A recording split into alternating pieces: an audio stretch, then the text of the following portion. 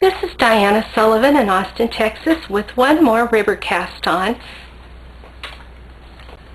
This time I have my little tool again, and what I'm going to do is bring out 2 needles and skip 1. Now you might be thinking, aha, 2x1 ribbing, but actually I'm doing another kind of 2x2 ribbing in this cast on. So let me bring out enough needles, and then on the ribber, when we actually do the knitting, these needles are going to be in between. In this fashion. This is how the needles are going to be arranged when I actually knit the ribbing.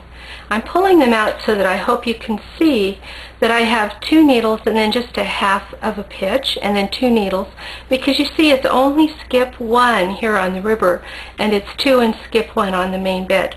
So that's how that's going to work when I actually do the ribbing. But for the circular rows, I have to do some racking to get these in between like last time. So let's see if I've got it. That's it. So you see my zigzag row is going to be going from a knit to a purl to a knit to a purl.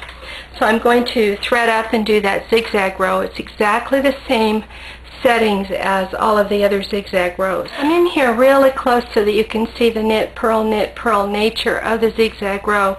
Even though this thread curves around those gate pegs, it's going from a knit to a purl hook. So now I'm going to hang the comb, same as before, hang the weight, same as before, and do the 3 circular rows, same as before. And I'm going to skip ahead so that you can see this after it's knitted. I hung the weight, same as always, changed the settings, same as always, and I knitted the 3 circular rows. And now I am going to rack the machine, the ribber moving, compared to the main bed. I'm going to rack over so that the needles are arranged for this 2x2 ribbing.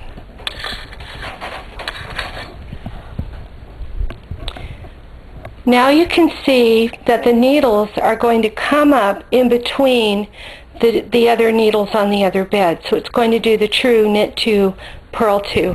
Now you might be wondering why we would do this arrangement instead of the other one. But when I get this off, you'll see that this is a much springier, more elastic ribbing.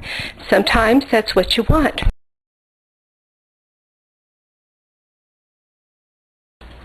When I decide that I want to go from this ribbing to a stockinette stitch or some other main bed stitch, then what I'm going to have to do is I'm going to have to get these 2 stitches into a space where there's only 1 needle, which is a problem.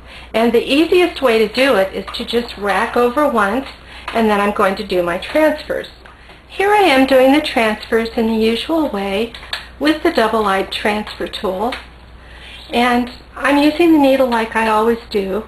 The only thing that's a little bit unusual about this one is that here's a stitch that goes on an existing stitch on the main bed, and here's a stitch that goes on an empty needle.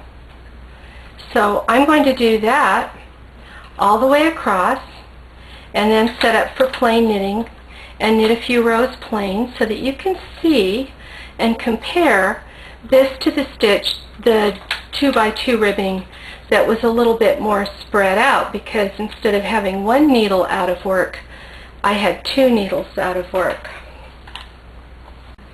Here is that 2x2 ribbing that I just did, and I'm just poking it back on the gate pegs, trying to unroll it so that you can have a good look.